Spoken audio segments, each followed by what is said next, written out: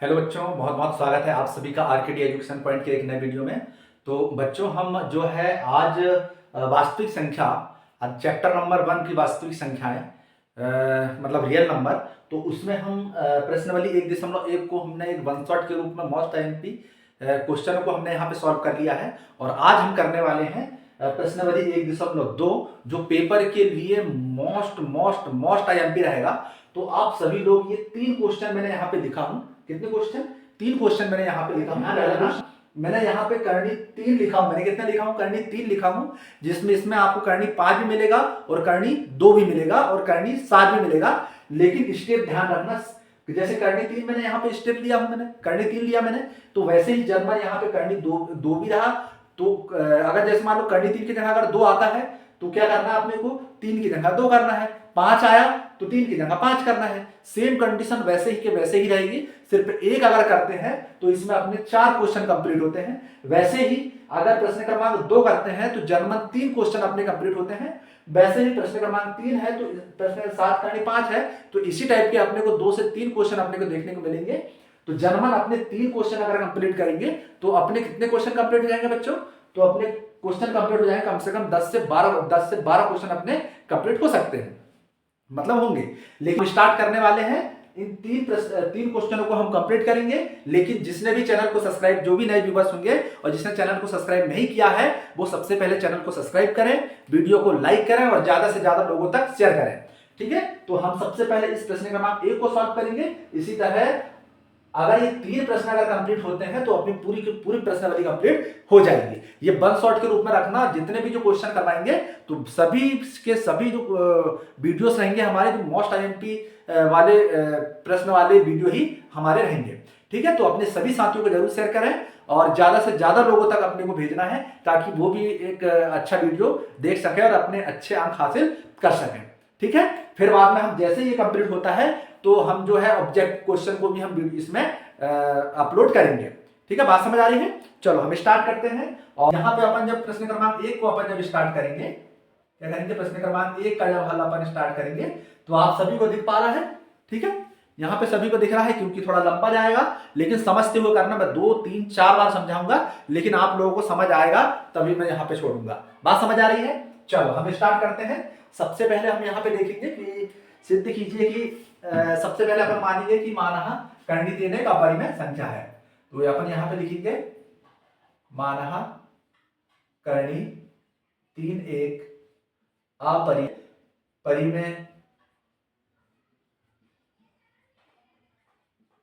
संख्या है। ठीक है, ये अपन ने मान लिए। अगर अपन ने इसे परिमेय संख्या माने हैं, और परिमेय संख्या क्या किसे बोलते हैं? वह संख्या जो p बटे q के रूप में लिखा जा सके उसे क्या बोलते हैं? अपन परिमेय संख्या बोलते हैं। अब जब अपन इसे करनी 3 को अगर परिमेय संख्या माने हैं तो अपन इसको क्या मानेंगे? p बटे q के रूप में मानेंगे। ठीक है, तो अब यहां पे अपन लिखेंगे कि करनी 3 बराबर क्या मानेंगे? इसे p बटे q के रूप में अपन इसे मानेंगे। ठीक है, क्योंकि q नॉट इक्वल टू क्या रहेगा? 0 रहेगा, मतलब q जो है 0 के बराबर नहीं रहेगा। बात समझ आ रही है? जहां पे अपन लिखेंगे p बा q एक सहअभाज्य संख्या है, क्योंकि p बा q सहअभाज्य है। क्या है? सहअभाज्य।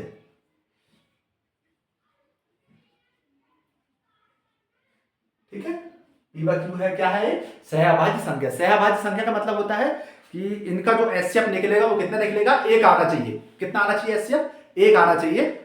ठीक है, कर देंगे। तो जब इसे अपन पक्षांतर करेंगे, इस q को पहले सबसे पहले पक्षांतर करेंगे तो इधर कितना जाएगा?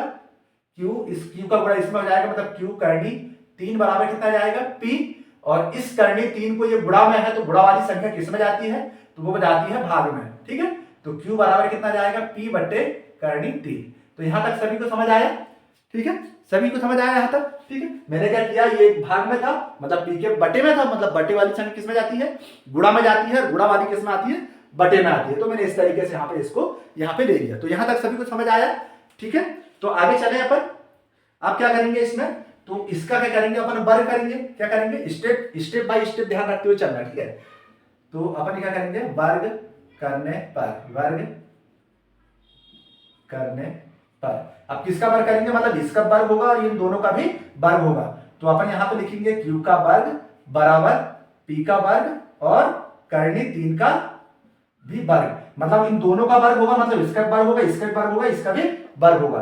तब अपन इसे जब आगे अपन इसे सॉल्व करेंगे, मतलब q का वर्ग वैसे वैसे जाएगा, इधर भी p का वर्ग वैसे जाएगा, और ये वर्ग से करनी कट जाएगा, तो क्या बचा अपना, केवल 3 बचा। कितना बचा बच्चों यहाँ पे, केवल अकेला 3 बचा। यहां तक सभी को समझ आया, आया सभी को, ठीक मतलब समझ आया सभी को।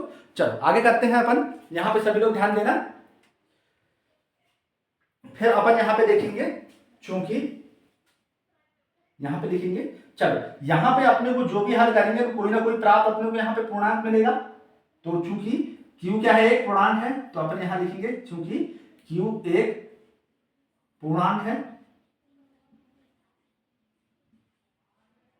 तो ये भी क्या होगी, p भी किससे विभाज्य होगा, 3 से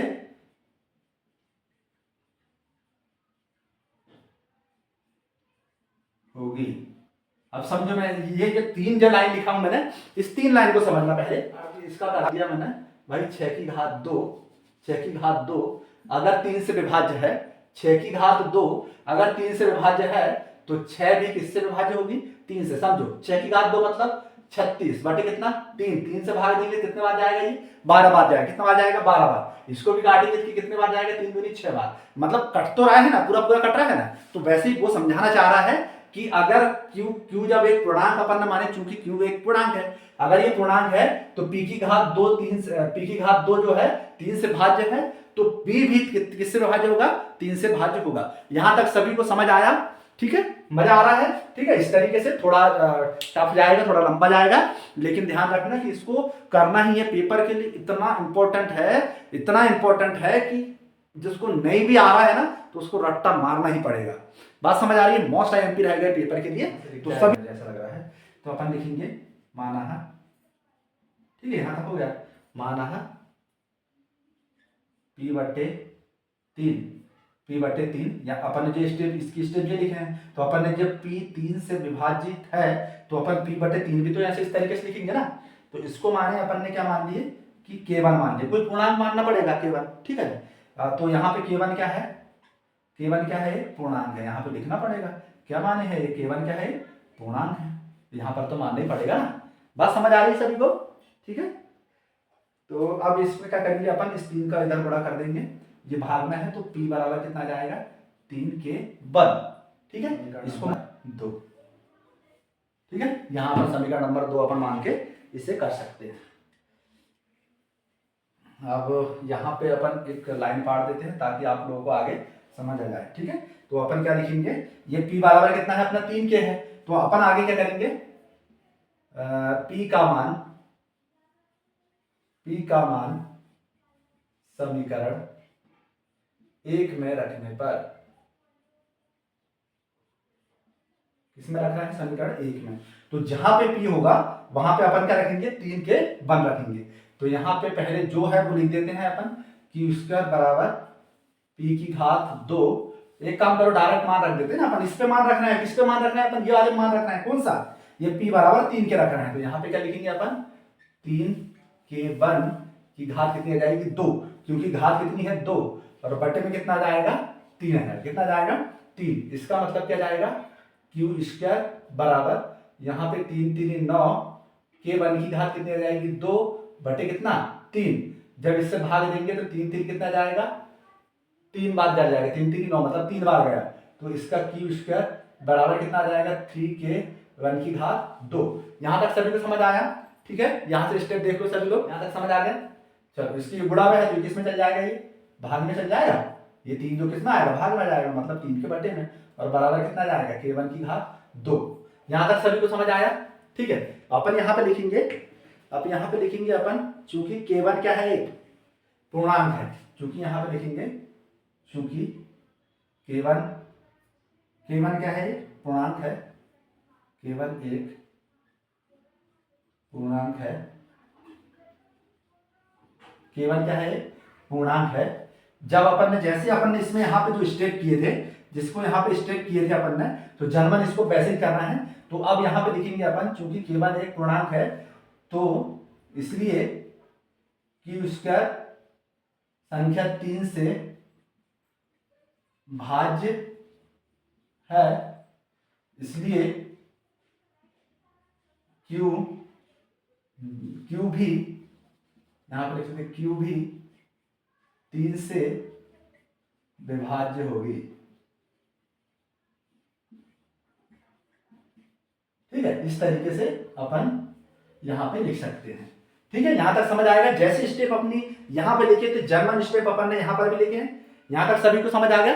ठीक है, इस तरीके से अपन लिखेंगे। फिर अपन यहां पे लिखेंगे कि यहां पे अपन लिखेंगे, फिर इसी तरह फिर अपन ने यहां पे फिर क्या मानेंगे अपन, Q/3 बराबर K2। क्या आएगा अपना, यहां पे क्या आ गया अपना K2 आ गया। इसका मतलब क्या है कि Q बराबर कितना आ जाएगा, 3K2 आ जाएगा। ठीक है, यहां तक सभी को समझ आ गया। ठीक है, एक बार देख लो सभी लोग स्टार्टिंग से यहां पर से। चलो ठीक है, ये समीकरण 1, समीकरण नंबर 2, इसको मान लेते समीकरण नंबर 3 और इसको मान लेते समीकरण नंबर 4। यहां तक सभी को समझ आ गया। ठीक है, आगे देखें अपन। चलो यहां पे ध्यान देना, ये समीकरण नंबर 2 है, ये क्या है, समीकरण नंबर 2 है, और ये क्या है अपना समीकरण नंबर 4 है। यहां दिख रहा है समीकरण नंबर 2 और समीकरण नंबर 4। अच्छा, तुम यहां पर देख पा रहे हो, यहाँ पे P है, यहाँ पे Q है, यहाँ पे K1 है, यहाँ K2 है, और दोनों में क्या उभयनिष्ठ है, यहाँ पे 3 उभयनिष्ठ है। तीनों में क्या उभयनिष्ठ है, दोनों में 3 उभयनिष्ठ है। लेकिन अपने को उभयनिष्ठ कितना चाहिए थे, सहभाज्य संख्या कितनी चाहिए थे, सहभाज्य मतलब सहभाज्य होना था, और सहभाज्य होने के लिए अपने को कम से कम एक मतलब कि अपने को उभयनिष्ठ कितना होना था, एक उभयनिष्ठ होना था। लेकिन यहाँ पे उभयनिष्ठ कितने हैं, यहाँ पे 3 संख्या जो है 3 उभयनिष्ठ है, लेकिन होना कितना था, एक होना था। तो अपन यहां पे लिखेंगे समीकरण 2 व 4 से, समीकरण 2 व 4 से स्पष्ट है कि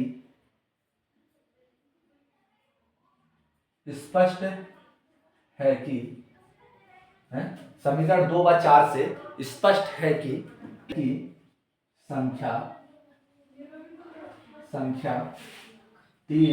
संख्या 3 P व Q का एक अभाज्य गुणनखंड है। क्या है, एक अभाज्य गुणनखंड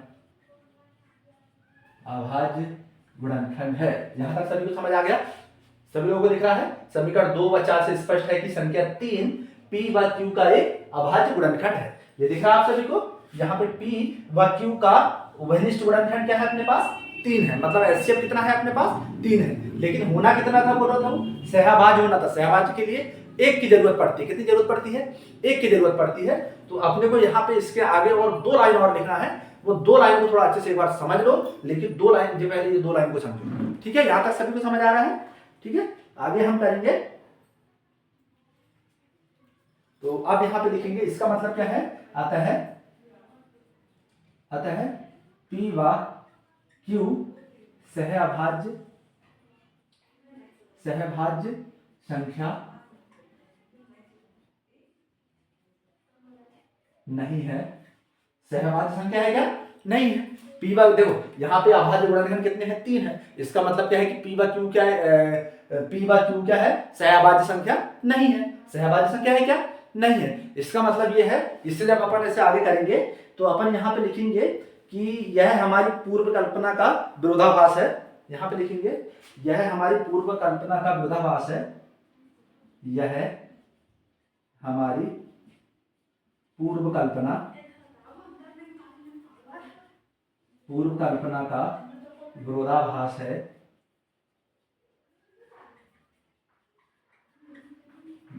है, कि करणी 3 एक अपरिमेय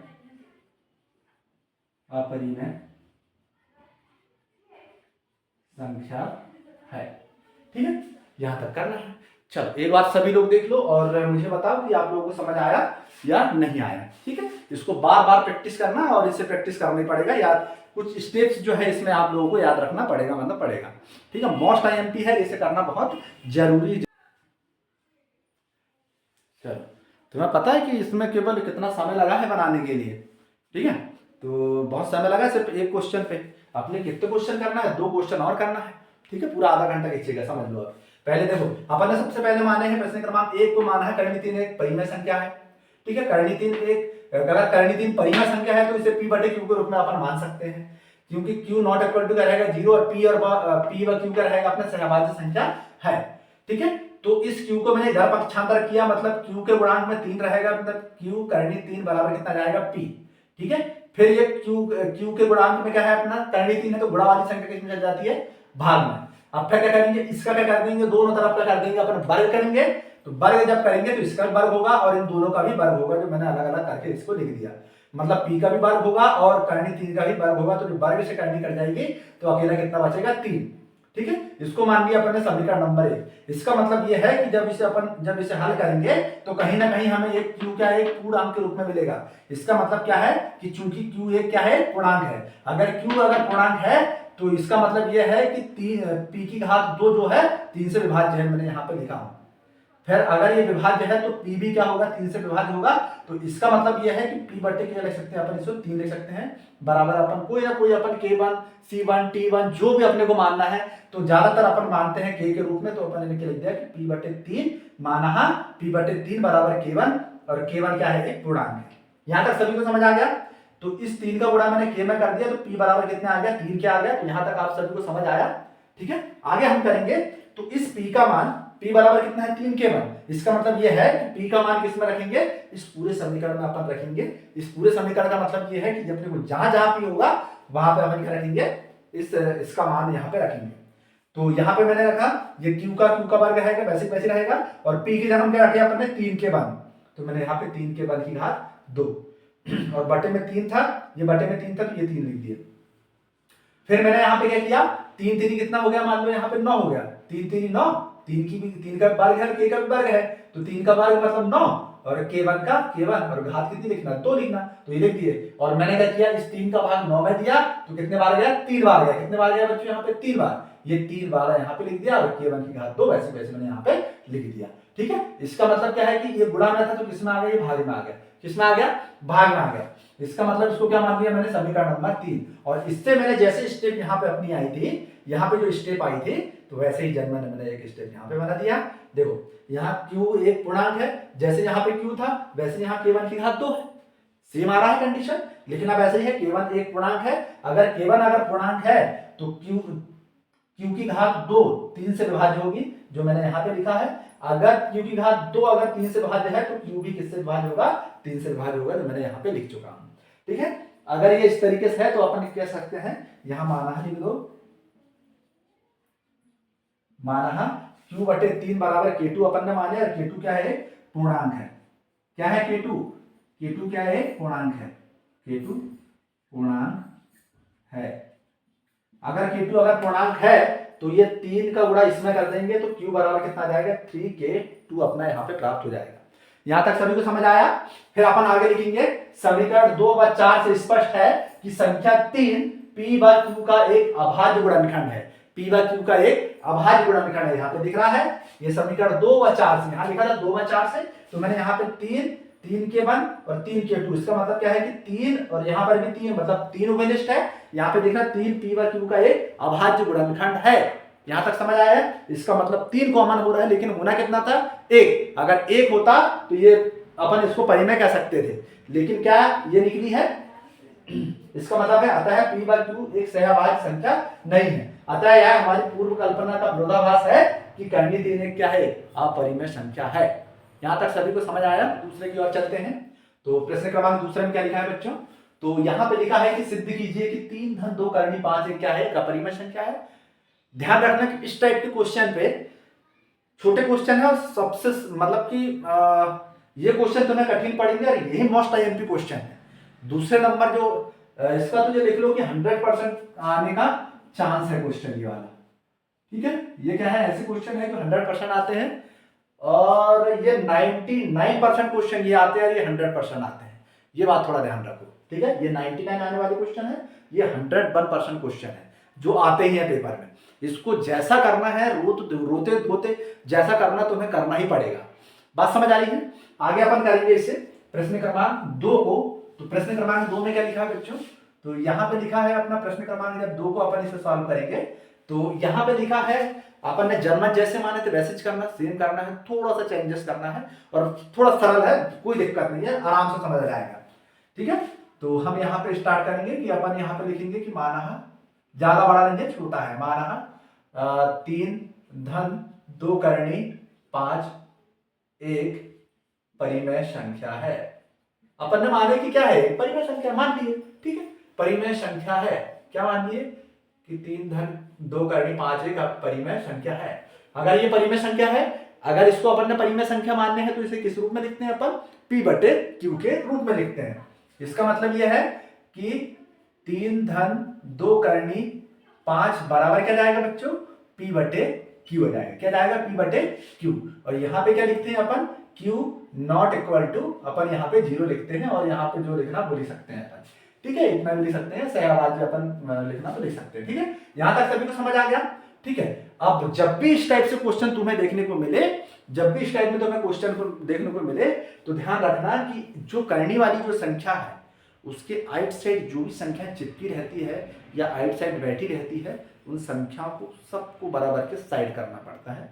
ये काम पहले करना आप सभी को। यहां तक समझ आया। इसका मतलब यह है कि करनी 5 अकेला है, ये क्या है, करनी 5 है, करनी 5 है अपने, तो इस करनी 5 के आइट साइड कोई नहीं दिखना चाहिए, सिंगल अकेला रहना चाहिए। ठीक है, तो सबसे पहले अपन इस 3 को, ये धन में है तो किस में चल जाएगा बच्चों, ऋण में चल जाएगा। इसका मतलब यह है कि 2 करनी 5 बराबर p बटे q माइनस 3 आ जाएगा। कितना जाएगा, -3। यहां तक सभी को समझ आया।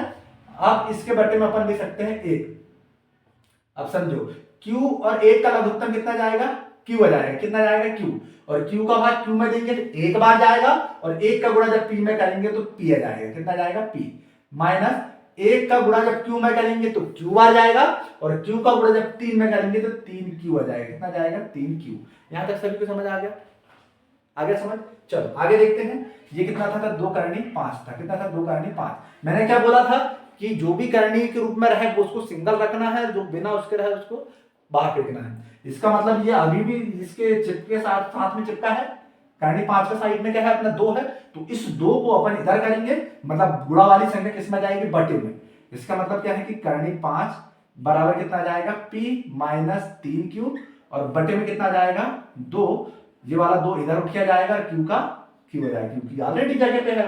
ठीक है, अब इसका मतलब यहां तक समझ आया सभी को। अब यहां पे समझो बच्चों,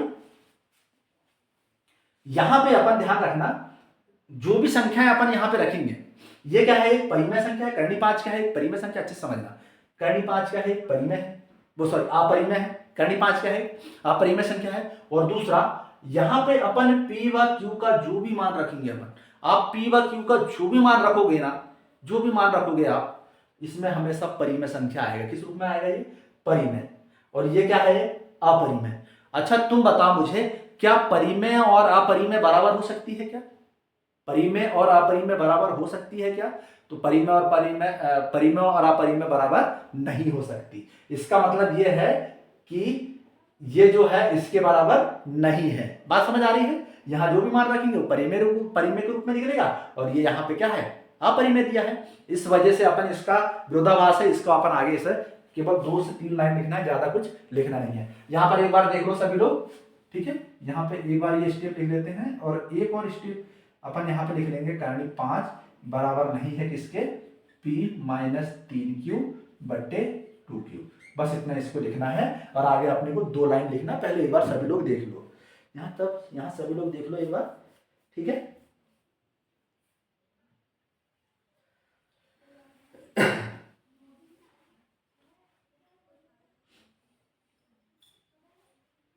ठीक है, ये अपरिमेय है, तो यहाँ पे क्या लिखेंगे, अपरिमेय,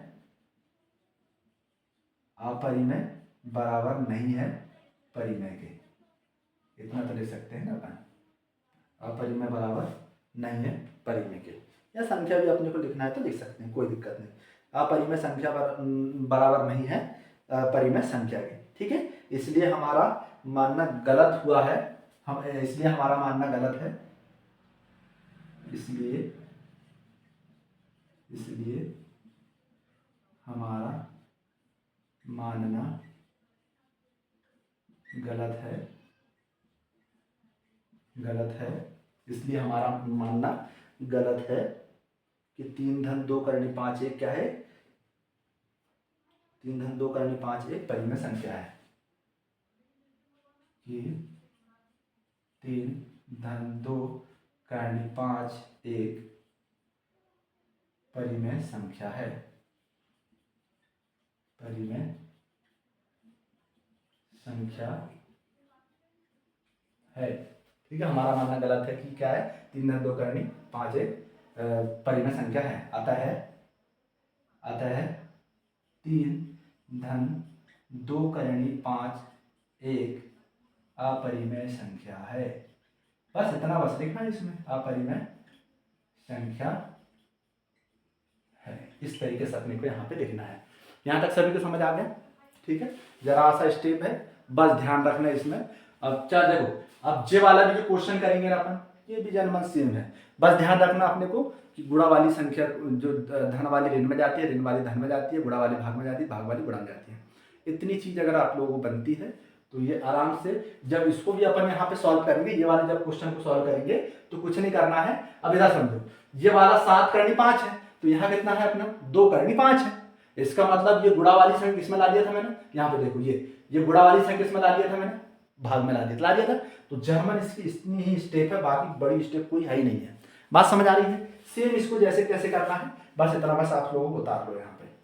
ठीक है, यहाँ पे सब लोग यहाँ पे उतार लो एक बार, या स्क्रीनशॉट ले लो, ताकि मैं आगे तीसरा क्वेश्चन आप लोगों को आसानी से यहाँ पे समझा सकूँ। बात समझ आ रही है? चलो हम आगे करते हैं क्वेश्चन पर, चलते हैं प्रश्न क्रमांक 3 की ओर। चलो तीसरे क्वेश्चन में क्या लिखा है बच्चों, तीसरा और लास्ट क्वेश्चन है जो मोस्ट आईएमपी रहेगा। सिद्ध कीजिए कि 7 करनी 5 एक अपरिमेय संख्या है। जैसे अभी किए थे जर्मन वैसे ही क्वेश्चन है। बस ध्यान रखना कि इसको ये गुणा में है तो इसको किस रूप में लाना, भाग में लेके आना, बस खत्म। ये उससे भी छोटा, इससे भी छोटा है, समझो। मैंने यहाँ पे लिखा हूं कि मानहा, ठीक है, कुछ क्वेश्चन मैंने यहीं पे लिख दिया इसको, क्योंकि अपने को यही मानते कि मानहा 7 करनी 5 क्या है, एक 7 करनी 5 एक परिमेय संख्या है। अगर ये परिमेय संख्या माने हैं तो इसका मतलब कि 7 करनी 5 को अपन किस रूप में लिख सकते हैं, P बटे Q के रूप में लिख सकते हैं। इसका मतलब क्या है कि Q नॉट इक्वल टू क्या रहेगा अपना 0 रहेगा। ठीक है, अब दूसरी स्टेप क्या है अपनी, दूसरी स्टेप क्या है, ये गुणा वाली संख्या चल जाती है भाग में। इसका मतलब करनी 5 बराबर आ जाएगा P बटे 7Q। कितना जाएगा, 7Q। यहां तक सभी को समझ आ गया? खत्म, इतने में खत्म। ये इतने तो करना है इसको। अब इधर समझो, अब जर्मन को स्टेप लिखना अपने को क्या लिखना है कि यहाँ पे ये अपरिमेय है, ये वाली क्या आ जाएगी, परिमेय संख्या। इसका मतलब यहाँ पे लिखना पड़ेगा अपने को, इधर क्या है, एक अपरिमेय संख्या है, इसको या फिर इस तरीके से लिख लो, करनी 5 बराबर नहीं है P बटे 7Q, या अपरिमेय संख्या, अपरिमेय संख्या बराबर नहीं है परिमेय संख्या के, परिमेय संख्या। अब दोनों एक दूसरे के बराबर होती है क्या, नहीं होती, तो अपन ने कर दी, यहां पर भी कर दिए, यहां पर भी कर दिए। ये जैसी स्टेप है इसको जर्मन वैसे ही लिखना है, और इसके बाद अपने को ये वाला लिखना है, ये अपरिमेय संख्या है। इसलिए हमारा मानना है, अब ये इसलिए हमारा मानना गलत है, हमारा मानना गलत है कि 7 करनी 5 एक परिमेय संख्या है। अतः अपन कह सकते हैं कि 7 करनी 5 एक क्या है, अपरिमेय संख्या है। इस तरीके से अपने को यहाँ पे लिखना है। तो आई होप आप सभी को समझ आ गया होगा कि ये किस तरीके से अपने सभी क्वेश्चन अपने कंप्लीट किए। और ध्यान रखना, ये 2 क्वेश्चन सरल है और बहुत ही सरल है, कुछ नहीं करना इसमें, बस जो करने वाली संख्या है उसको बस अलग करना, बाकी सेम चलते रहना। और ये वाली जो है, ये पहला क्वेश्चन को तो ये सोच लेना कि अगर तुमने करनी 3 अगर कंप्लीट किए तो तुम्हारा करनी 5 भी कंप्लीट होता है, करनी 2 भी कंप्लीट होता है, करनी 7 भी कंप्लीट होता है एक क्वेश्चन से। वैसे ही प्रश्न क्रमांक 2 को कंप्लीट करेंगे तो इस टाइप के, वैसे तो मुझे ये नहीं करवाना था, वैसे तो ये तीसरा नहीं करवाना था क्योंकि इसी से रिलेटेड है और सेम क्वेश्चन है, सिर्फ 2 क्वेश्चन से ही अपनी प्रश्नावली 1.2 कंप्लीट होती है। तो आप सभी को मजा आया? अगर मजा आया तो चैनल को सब्सक्राइब करना है और वीडियो को लाइक करना है, ज्यादा से ज्यादा लोगों तक शेयर भी करना है। बात समझ आ रही है? जय हिंद, जय भारत, जय जोहार।